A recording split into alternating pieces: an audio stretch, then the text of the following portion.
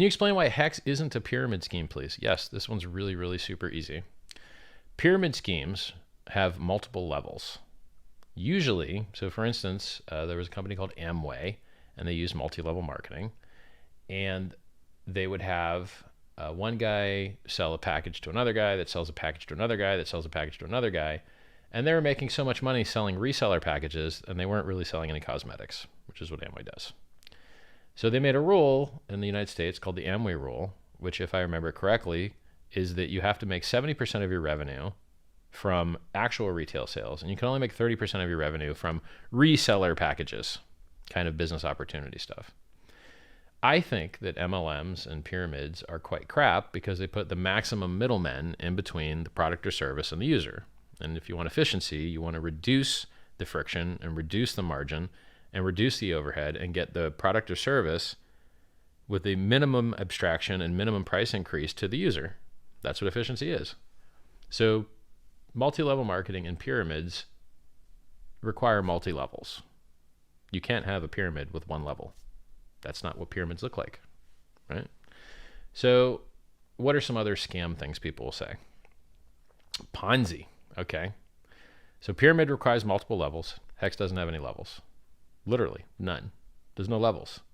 Is there a referral program at HEX? No. Can you make money referring somebody? No. There's no levels. So, I mean, not even is there no levels, plural, there's not even a level. Like, you can't make money referring somebody. There's not even one level, let alone two. So now let's talk about Ponzi. What's a Ponzi? Ponzi scheme is named after Charles Ponzi, who said, fraudulently lied, that if you gave him money, he could buy stamps cheap overseas and then be able to let people mail things from higher price countries and arbitrage the difference in shipping. And that was not the case. He can only do that to a very small degree and nowhere near the degree that the money that he was acquiring from the public would allow. And so in his case, he invented this thing where you get money in and then you steal from the principal of people that you owe their money back to, the investors. You steal from their principal and you use it to pay new guys. And then the old guys keep getting robbed to pay the new guys. And then because you're running a deficit and you don't actually have any income, you eventually run out of money as soon as the new greater fool stop appearing. So how does a Ponzi fail? One, it makes fraudulent claims as to what its profitable business activity is. Two, it makes promises it can't keep regarding paying people out from the profit, which doesn't really exist. And then that's it. You don't have the ability to continue committing the fraud because you never had the income that you said you did, that you said you were splitting up, right? These Ponzi never said, hey, I'm stealing from the new guys to pay the old guys. He didn't even do that. It's based on fraudulent promises. So is HEX a Ponzi?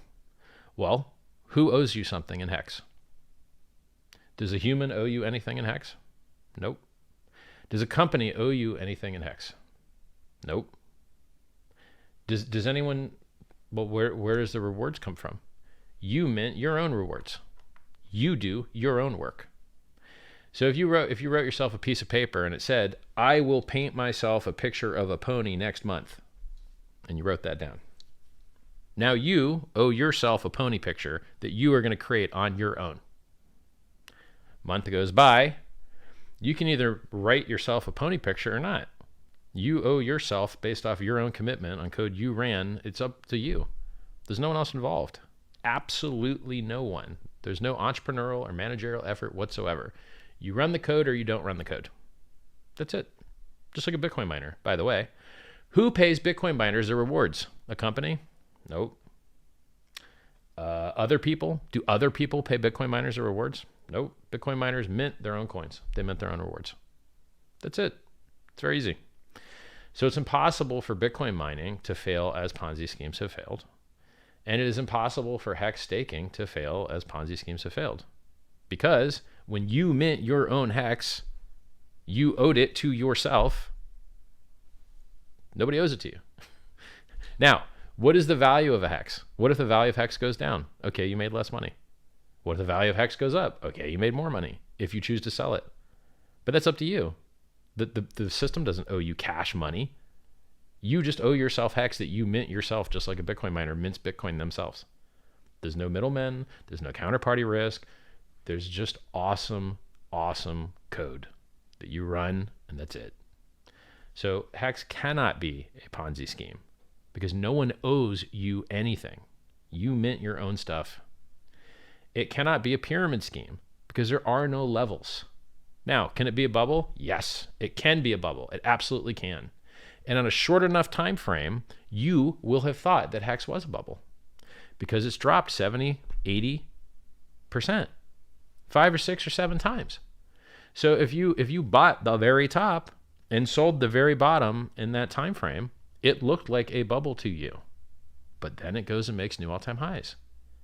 And then it drops 70%, and then it goes and makes new all-time highs. And then it drops 70%, and then it goes and makes new all-time highs. And so my experience with bubbles is that if you have a product and it has product market fit and people see value in it, the humans can undervalue and overvalue that thing. So for instance, Amazon.com dropped 95% in price in the year 2000, or within a year of that. Did that mean that Amazon was a scam, a Ponzi, a pyramid, a bubble? It meant it was a bubble. And then it continued to go up forever and is now 50% of all the commerce in the United States on the internet. But it dropped 95%. So this concept of things dropping 95% in price, it is more of a human issue often than it is a product market fit issue. Now look, there's a lot of scams in crypto, and there's a lot of rug pulls, and I tweet about these things all the time, trying to warn people about these things. All the time. It happens several times a week, every week. Millions and millions of dollars lost, bad code, bad teams, bad everything, bad, you name it, right? So I do the best I can to warn people from these dangerous things. I do the best I can to have people in control of their own money, in control of their own resources, in control of their own futures. So it's hilarious to me that as a person that's making the world a better place and solving counterparty risk and solving delayed gratification and solving so many things, the person that's solving these things, I have to keep hearing these questions about Ponzi, pyramid, and no one even smart enough to use the term bubble, which is the only thing that it could be, right? And on a small enough time scale, yeah, if something drops 70%, it could seem like a bubble to you, which I could go pull up the chart real quick.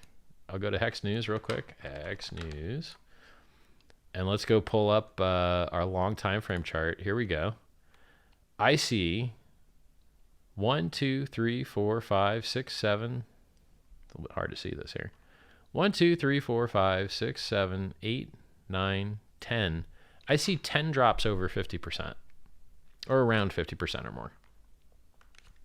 But the price is up 6,800x. Well, where's my bubble? Where's my Ponzi? Where's my pyramid? People keep thinking that this can go to zero when the more likely thing looking at the chart is that it goes to a price that's so high that your brain can't understand it.